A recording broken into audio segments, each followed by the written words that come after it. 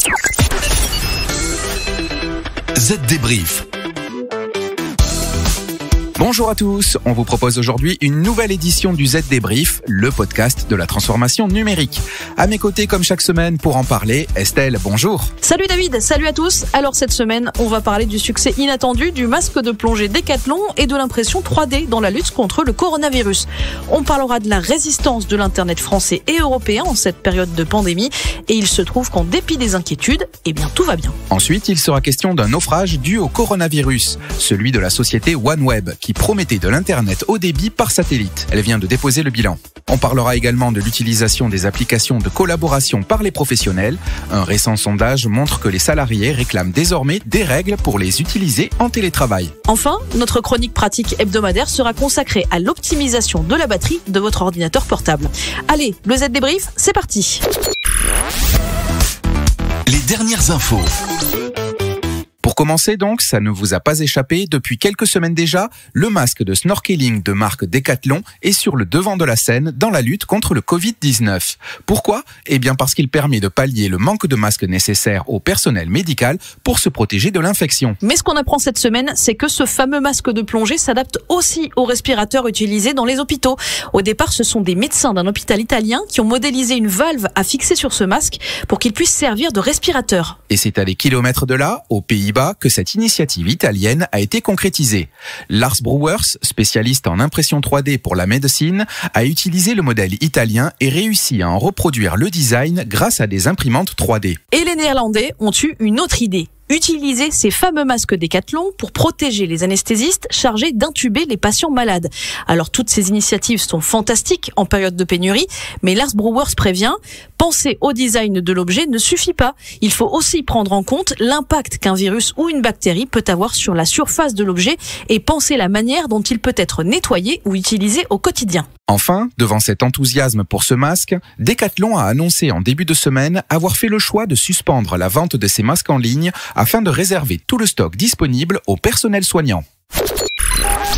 Alors, après 3 semaines de confinement, le réseau Internet est-il toujours en forme ? Oui, Internet va-t-il tenir face à ces millions de connexions permanentes ?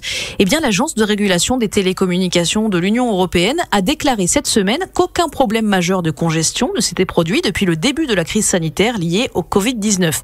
Elle explique même que si le trafic global sur les réseaux fixes et mobiles a considérablement augmenté, aucun temps d'arrêt majeur n'a été enregistré, excepté quelques petits problèmes locaux et éphémères. L'agence félicite même les opérateurs de télécommunications pour avoir mis en œuvre des mesures spécifiques comme l'augmentation de la quantité de données mobiles dans leur forfait afin d'empêcher les utilisateurs d'épuiser leur plafond mensuel. Il faut dire que les fournisseurs de contenu et de services Internet ont anticipé cette surconsommation.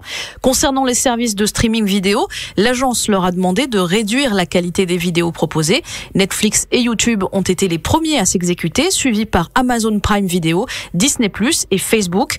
Akamai, Microsoft et Sony ont également accepté de ralentir les téléchargements de jeux vidéo pendant les heures de pointe. Enfin, histoire de rassurer tout le monde, plusieurs fournisseurs ont déclaré que la dorsale Internet avait été spécialement conçue pour des moments comme ceux-ci et qu'elle est donc conçue pour supporter des volumes de trafic soudains et très importants. Estelle, vous allez donc pouvoir rester devant votre écran, pas d'angoisse.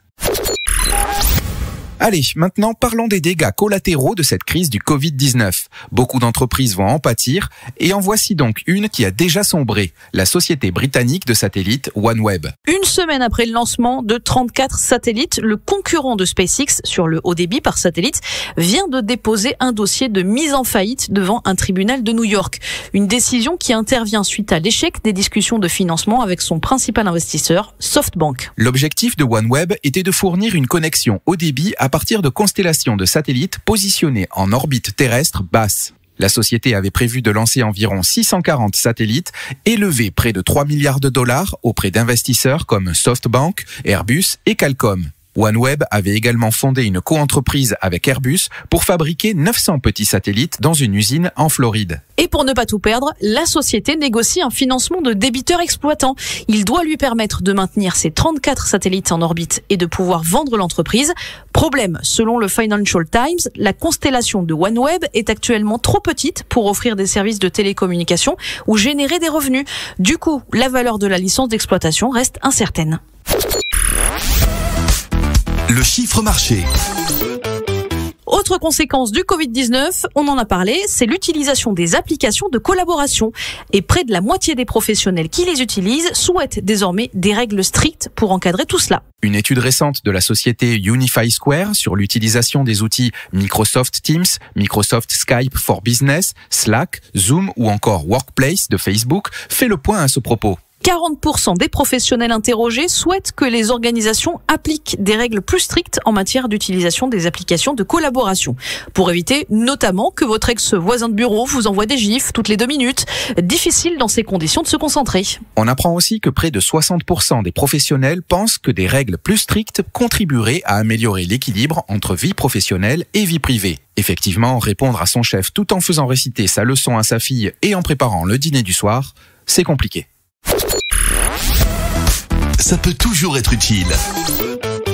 Allez, notre chronique pratique aujourd'hui est consacrée à l'optimisation de la batterie de votre ordinateur portable pour éviter qu'il ne devienne un ordinateur fixe relié au secteur. Donc, d'abord, ne jouez pas avec vos réglages de puissance. Mis à part l'usure matérielle de la batterie, l'une des causes les plus fréquentes de réduction d'autonomie de la batterie est liée à la volonté des utilisateurs de jouer avec les réglages standards, aussi bien sur Windows 10 que sur macOS. Donc, si vous n'avez pas une bonne raison de modifier les paramètres de puissance, il est recommandé de conserver les valeurs par défaut. Ensuite, diminuez la luminosité de l'écran. Si vous l'avez réglé pour qu'il brille comme une étoile, il y aura un impact considérable sur l'autonomie de votre batterie. Arrêtez aussi d'utiliser Google Chrome. Même si le navigateur de Google est très pratique et ergonomique, il consomme beaucoup de batterie. Fermez les grosses applications quand vous ne les utilisez pas. Certaines comme Photoshop peuvent consommer énormément d'énergie. Enfin, si vous utilisez des hubs, des connecteurs externes ou des disques durs reliés directement à votre ordinateur portable, débranchez-les quand ils ne sont pas nécessaires. Ces appareils puisent de l'énergie directement sur votre poste de travail. Allez, le Z Débrief, c'est terminé pour cette semaine. On se retrouve la semaine prochaine et d'ici là, rendez-vous sur zdnet.fr pour de nouvelles news. À la semaine prochaine. Bye bye. Z Débrief,